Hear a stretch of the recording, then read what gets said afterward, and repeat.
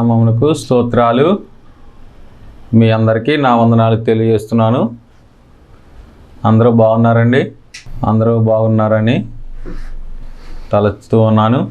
దేవుని యొక్క ఈ కార్యక్రమాలు మీకు దీవెనకరంగా ఉన్నట్లయితే మీ యొక్క స్పందన లేదా మీ యొక్క సలహాలు, మీ ప్రార్థన అవసరతలు మీ ఎదుర కనపడుతున్నటువంటి స్క్రీన్ మీద కనపడుతున్నటువంటి ఫోన్ నెంబర్లకి తెలియజేయవలసిందిగా కోరుచున్నాను. దేవుని యొక్క వాక్యాన్ని కొద్ది సమయం ధ్యానం చేసుకుందాం. ఆదికాండం 24వ అధ్యాయం 1వ వచనం. అబ్రహాము బహుకాలం గడిచిన వృద్ధుడై ఉండెను, అన్ని విషయంలో యెహోవా అబ్రహామును ఆశీర్వదించెను. ఇక్కడ దేవుని యొక్క వాక్యం సెలవిస్తోంది, అన్ని విషయములలో అబ్రహామును ఆశీర్వదించాడు. దేవుడు అబ్రహాముకి అన్ని ఆశీర్వాదాలను కూడా ఆశీర్వదించాడు. 24వ అధ్యాయంలో ఆ మాట చదువుతున్నాం. అంటే దేవుణ్ణి ఆశ్రయించినందువల్ల, దేవుణ్ణి ఆయన నమ్ముకోవడాన్ని బట్టి, దేవుని యొక్క ఆ మాటలు వినడాన్ని బట్టి అబ్రహాముని దేవుడు అన్ని విషయాల్లో, కొన్ని విషయాల్లో కాదు, లేకపోతే ఏదో కొంచెంగా కాదు, డబ్బనే కాదు, అన్ని విషయాల్లో అబ్రహాముని ఆశీర్వదించాడు. మరి ఎందుకని అంత ఆశీర్వాదాన్ని ఆయన పొందుకున్నాడు? ఎందుకని మరి అబ్రహాము అంత దీవెనను పొందుకున్నాడో మనం గమనించుకుని చూసుకోవాలి. ఆశీర్వాదం అనేది అందరికీ కావాలి. ఆశీర్వాదం కోసం అందరూ ప్రయాస పడతారు. దేవుని దగ్గర నుంచి శాపాన్ని తెచ్చుకోవాలని ఎవరు అనుకోరు. దేవుని దగ్గర నుంచి ఆశీర్వాదం పొందాలని అందరూ అనుకుంటారు. అసలు ఆశీర్వాదం కొరకే దేవుణ్ణి నమ్ముకుంటారు. మరి దేవుణ్ణి నమ్ముకోవడం బట్టి ఆశీర్వాదం కావాలి కదా. కాబట్టి చాలామంది కూడా మరి ఆశీర్వాదం పొందాలని దేవుణ్ణి నమ్ముకుంటారు. దేవుని దగ్గర నుంచి శాపాలు తెచ్చుకోవాలి అని ఎవరు కూడా అనుకోరు. అయితే అబ్రహాము అన్ని విషయాల్లో ఆశీర్వదింపబడ్డాడు. మరి ఈ ఆదికాండ 24వ అధ్యాయానికి మనం ముందు అధ్యాయాల్లోకి మనం వెళ్ళినట్టయితే, ఆ 12వ అధ్యాయానికి వెళ్ళినట్టయితే మనకు కనబడుతుంది, అబ్రహాముతో దేవుడు అన్నాడు, నీవు లేచి నీ దేశము నుండి, ఆదికాండం 12వ అధ్యాయం 1వ వచనం చూసి, నీవు లేచి నీ దేశము నుండి, నీ బంధువుల యొద్ద నుండి, నీ తండ్రి ఇంటి నుండి బయలుదేరి నేను నీకు చూపించు దేశమునకు వెళ్ళుము. దేవుడు చెప్పాడు, అబ్రామా నీవు ఇక్కడ ఉండకూడదు, ఇప్పుడున్న దేశంలో ఉండకూడదు, నువ్వు బయలుదేరాలి. ఎక్కడి నుంచి బయలుదేరాలంటే నీ దేశాన్ని నుండి, నీ బంధువుల యొద్ద నుండి, నీ తండ్రి ఇంటి నుండి, అన్ని దిక్కుల నుంచి. అంటే తనకున్నటువంటి ఆ ప్లేస్, తనకున్నటువంటి ఆ ప్రాంతాన్ని తను వదిలిపెట్టి దేవుడు పిలిచే ఆ ప్రాంతానికి, దేవుడు చెప్పిన ఆ ప్రాంతానికి వెళ్ళాలి అని అబ్రహాముతో చెప్పాడు దేవుడు. ఇక్కడ అబ్రహాం ఏం చేశాడంటే దేవుని మాట విని బయలుదేరినట్టుగా కనపడుతుంది. అంటే అబ్రహాం ఆశీర్వాదం పొందుకున్నాడు అని మనం ఎంతసేపు ఆశీర్వాదాల కోసమే ఆశీర్వాదం పొందుకున్నాడు. మరి అబ్రహాము గతంలో దేవుని కొరకు చేసినటువంటి ఆ యొక్క త్యాగం, దేవుని మాట వినాలి, దేవుడు నాకు చెప్పాడు, నా బంధువుల యొద్ద నుండి, నా దేశం నుండి బయలుదేరి వెళ్ళమన్నాడు కనుక నేను వెళ్ళాలి అని ఆయన బయలుదేరాడు. బయలుదేరిన తర్వాత ఆయన దేవుని మాటకే లోబడి, ఎవరికి లోబడ్డాడండి? దేవుని మాటకే లోబడి ఆయన బయలుదేరాడు. మన జీవితాల్లో మనము దేవుని చెప్పిన మాటలకి మనము వినము, కానీ ఆశీర్వాదాలు మాత్రం కావాలంటూ ఉంటాం.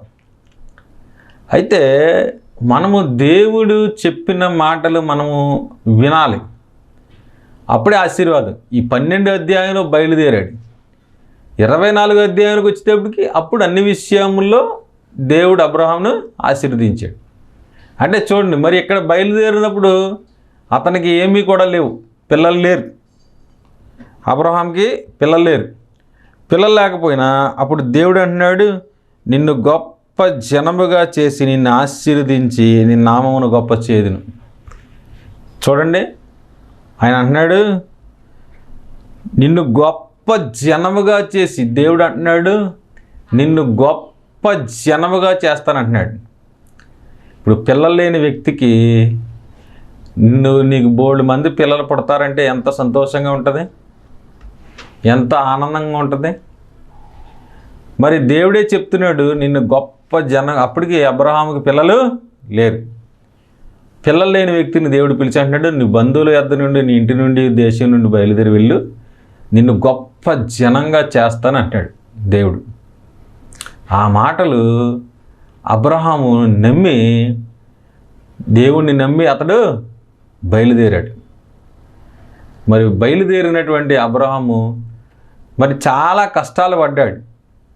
తన యొక్క ఆ బయలుదేరినటువంటి అక్కడ నుంచి తను వెళ్తూ ఉంటే ఎన్నో ఇబ్బందులు పడ్డాడు.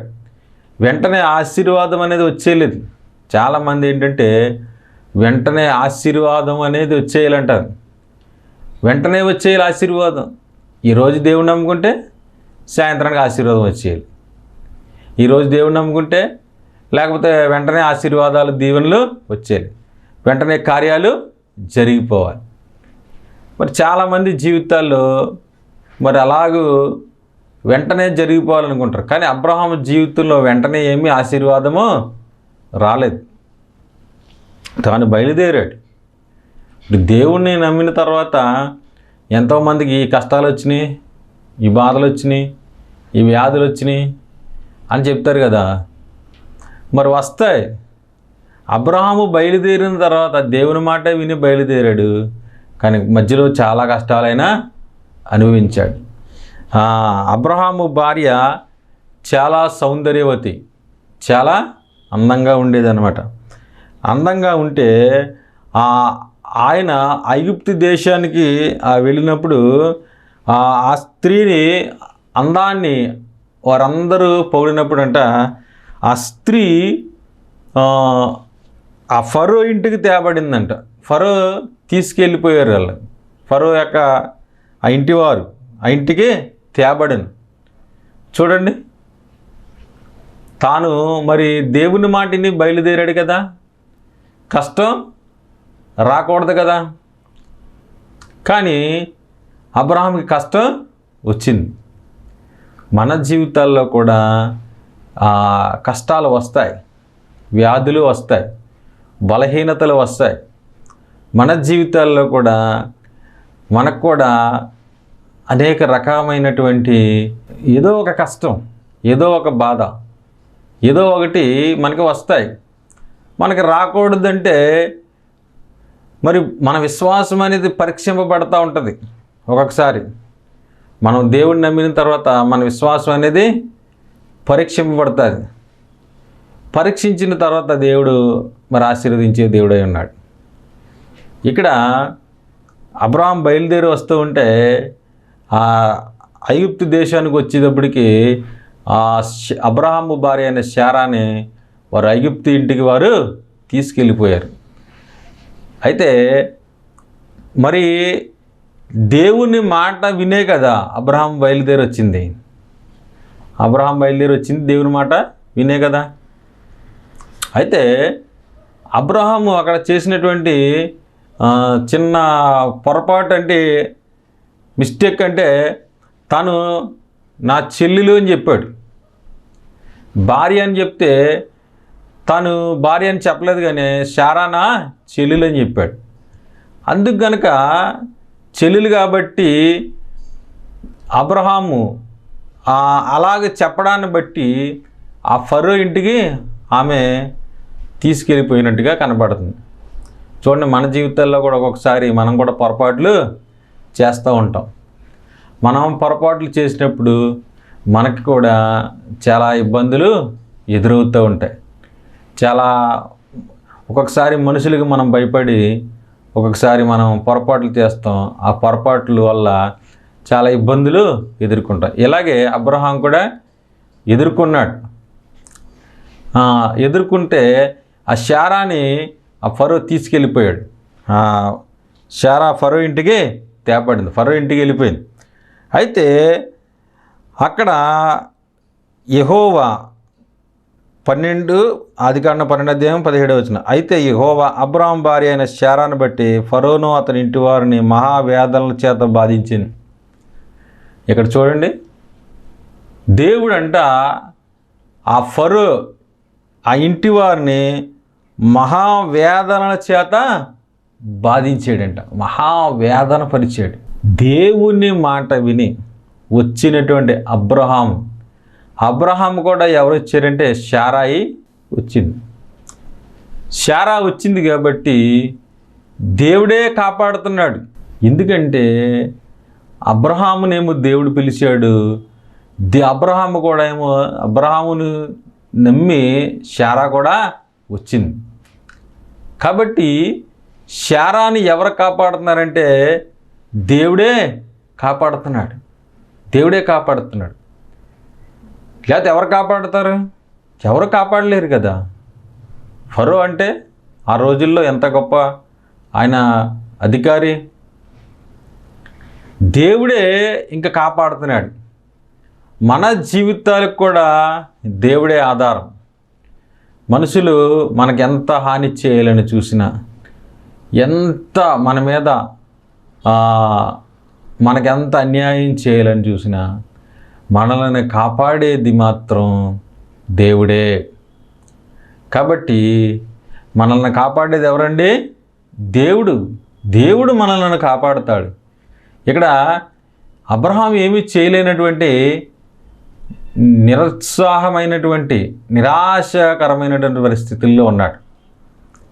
అయితే ఇక్కడ శారానేమో ఫరో ఇంటికి తీసుకెళ్ళిపోయారు. మరి ఎవరు కలగజేసుకుంటారు ఈ విషయంలో అంటే దేవుడే కలగజేసుకున్నాడు.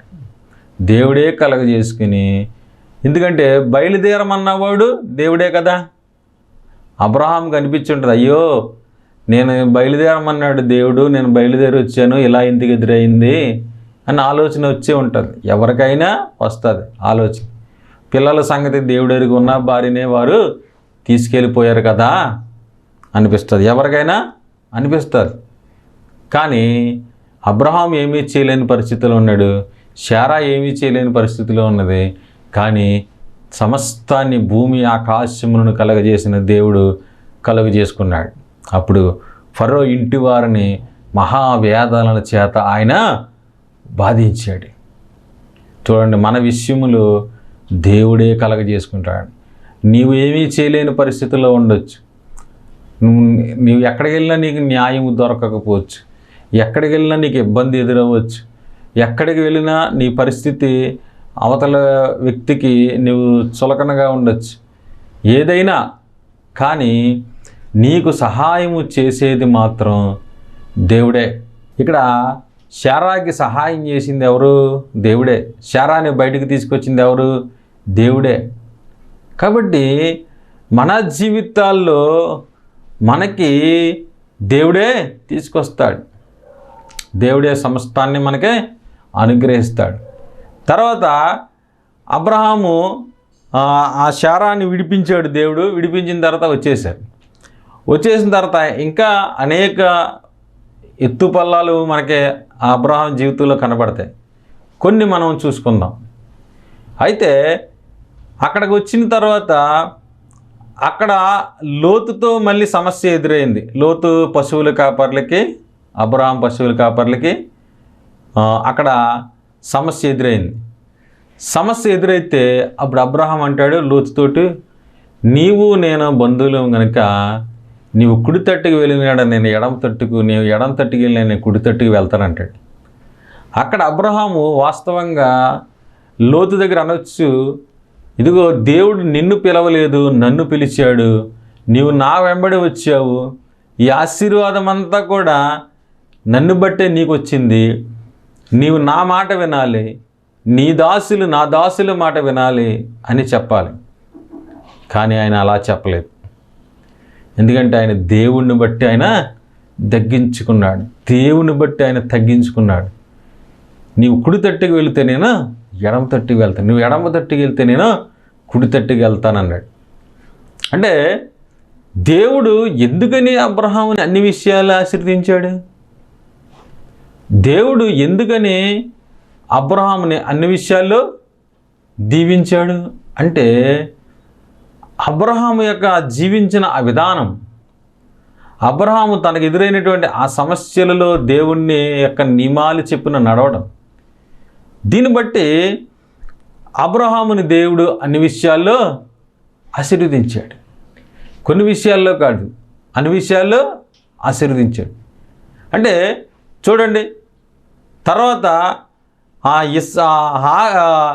శారా నాకు పిల్లలు అలాగా పుట్టట్లేదు కనుక నీవు హాగరుని పెళ్లి చేసుకో అని చెప్పినప్పుడు హాగరుని అబ్రహాము పెళ్లి చేసుకున్నాడు. అప్పుడు హాగరు గర్భవతి అయింది. గర్భవతి అయిన తర్వాత అక్కడ హాగరు శారాని ఎలా చూసిందంటే నీచమైన దానిగా చూసింది. చూసినప్పుడు అప్పుడు హాగరు గురించి అబ్రహాం దగ్గరికి వచ్చి శారా మొరపెడుతుంది, ఇదిగో చూసావా నన్ను ఎలా చూస్తుందో ఏంటంటే, అప్పుడు అబ్రహాం అంటాడు, ఇదిగో శారా నీ చేతిలో నీ దాసి ఉంది, నీకు ఇష్టం వచ్చినట్టు జరిగించి అన్నాడు. అంటే అబ్రహాము కూడా శారాని ప్రేమించాడు. ఇప్పుడు హాగరు యొక్క గర్భంలో ఉన్నది అబ్రహాం యొక్క సంతానమే కదా. కానీ అబ్రహాం అంటున్నాడు శారాతోటి, ఇదిగో నీ దాసి నీ చేతిలో ఉంది. అంటే చూడండి, దేవుని మాట విని ఆమె నా కూడా బయలుదేరి వచ్చింది. ఈ హాగర్ అనే ఆవిడ సగం దారిలో మనకి సగం వచ్చిన తర్వాత, సగం ప్రయాణం అయిన తర్వాత ఇక్కడ ఐగుప్తు దేశంలో ఈమె వచ్చింది. కానీ శారా మొదటి నుంచి ఆ 12వ అధ్యాయం ప్రారంభం నుంచి అంటే కనబడుతుంది, తన వివాహమైన కాడి నుంచి శారా నాతోనే ఉంది అని అబ్రహాము శారాని ప్రేమించాడు. శారా మాటే విన్నాడు. అదే ఎవరన్నైతే శారా ఒకవేళ పిల్లలు కనట్లేదు కనుక మరి ఎవరన్నైతే అబ్రహాం స్థానంలో మరి ఒకరు ఎవరన్నా ఉండుంటే, నువ్వు మాట్లాడుకు, నువ్వు పిల్లలు కనలేని దానివు, నీవు నాకు ఏమీ చెప్పొద్దు, నా యొక్క సంతానం అనేది హాగరు గర్భంలో నుంచి రాబోతుంది కనుక నీవు మాట్లాడక ఇంకా అని ఎవరనైతే శారా నోరు ముయించేసేవారు. ఎందుకంటే తనకు వారసుడు రాబోతున్నాడు కాబట్టి నువ్వు మాట్లాడకని నువ్వు ఎవరైనా అయితే నోరు ముయించేవారు. కానీ అబ్రహాం అలాగూ శారా నోరు ముయించలేదు. తను దేవుని మాటకు విధేయురాలై, దేవుని మాటకు విధేయుడే, నేను దేవుని మాట విని బయలుదేరి వచ్చినప్పుడు నన్ను ఆటంకపరచకుండా నా వెంబడి వచ్చింది శారా. మరి అంతే కదండి. మరి శారా రానంటే ఏంటి పరిస్థితి? దేవుడు వెళ్ళమన్నాడు, నీ బంధువుల యొద్ద నుండి, నీ ఇంటి నుండి, నువ్వు ప్రాంతం నుండి బయలుదేరి వెళ్ళమంటే శారా రాకపోతే ఏంటి? శారా వచ్చింది, కూడా వచ్చింది. అంటే అబ్రహామేమో దేవుణ్ణి నమ్మాడు, అబ్రహాంనేమో శారా నమ్మింది. వచ్చిందనమాట. వచ్చిన తర్వాత తన జీవితంలో సమస్యలు ఎదురవుతున్నాయి, ఇబ్బందులు ఎదురవుతున్నాయి. అయినా సరే వారు మరలా వెనకడుగు వేయట్లేదు. సమస్య వచ్చిన తర్వాత మరలా ఎందుకులే మన ప్రాంతం వెళ్ళిపోదాం అని అనుకోవట్లేదు. చాలామంది వారు ప్రాంతాలు విడిచి వెళ్ళిపోతూ ఉంటారు. కానీ ఆమె వెళ్ళాలనుకోవట్లేదు, అబ్రహాంతో పాటే ఉండాలనుకుంది. సమస్యలు ఎదురైనా, ఇబ్బందులు ఎదురైనా కూడా తాను ఎప్పుడూ కూడా అబ్రహాంతో కూడానే ఉండాలనుకుంది. అందుకనే ఆ శారా విషయంలో కూడా అబ్రహాము దేవుని నియమాల ప్రకారమే ఆయన ప్రవర్తించాడు. లోకానుసారుడిగా ఆయన మాట్లాడలేదు. కానీ ఇదిగో నీ దాసి నీ చేతిలోనే ఉంది, నీ దాసి నీ చేతిలోనే ఉంది, కాబట్టి నీ ఇష్టం వచ్చినట్టు జరిగించాను. మనం మన జీవితాల్లో ఎప్పుడు కూడా దైవికమైనటువంటి ఆ నిర్ణయాల వైపే, ఆ ఆలోచనల వైపే మనం వెళ్ళాలి. ఎప్పుడు కూడా మనము వేరే రీతిగా మనం వెళ్ళడానికి ప్రయత్నం చేయకూడదు. దేవుని యొక్క మాటలలో, దేవుని యొక్క ఆజ్ఞలలో, దేవుని యొక్క ఆ నియమాలలో మనం ఎప్పుడు కూడా నడవడానికే మనం ప్రయత్నం చేయాలి. అప్పుడు దేవుడు మనలను అన్ని విషయాల్లో దీవిస్తాడు. ఇక్కడ అబ్రహాము కూడా దేవుణ్ణి నమ్మి అన్ని విషయాల్లో కూడా దేవుని నియమాల ప్రకారం జీవించడానికి ఆయన ప్రయత్నం చేస్తూ ఉన్నాడు. కాబట్టి అబ్రహాముని అన్ని విషయంలో దేవుడు దీవించాడు. ఆ ఇస్మాయేలు విషయంలోనైనా సరే శారా అంటది, ఇదిగో నీవు ఈ దాసి దాని కుమారుని వెళ్ళగొట్టు అని చెప్పినప్పుడు అబ్రహాముకు బాధ కలిగింది. ఎందుకంటే ఇస్మాయేలు కూడా అబ్రహాం సంతానమే. కాబట్టి అక్కడికి వెళ్ళి అబ్రహాం ప్రార్థన చేసినట్టుగా మనకు కనపడింది. ప్రార్థన చేసినట్టు కనపడితే అప్పుడు దేవుడు అన్నాడు, నువ్వు శారా మాట వినన్నాడు.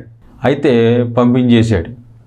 తను దేవుడు ఏం చెప్పాడు, శారా మాట విను అన్నప్పుడు దేవుడు అబ్రహాం ఏం చేశాడంటే ఆయా హాగరుని ఇస్మాయిల్ని కూడా ఇద్దరిని పంపించేసినట్టుగా కనపడుతుంది. అలాగూ దేవుడు చెప్పిన నియమాల ప్రకారమే ఆయన జీవించడానికి ఇష్టపడ్డాడు. మనము అబ్రహాం అన్ని విషయంలో ఆశీర్వదింపబడ్డాడంటే నిజంగా మరి ఒక సన్నివేశం మనకే ఇస్సాకు విషయంలో మనకు కనబడుతుంది. ఇస్సాకు 22వ అధ్యాయానికి వచ్చేటడికి, ఆదికాండం 22వ అధ్యాయానికి వచ్చేటడికి మరి ఇస్సాకుకి వయసు 25 సంవత్సరాలు. అబ్రహాం యొక్క 100 సంవత్సరాల వయసులో ఇస్సాకు పుట్టాడు.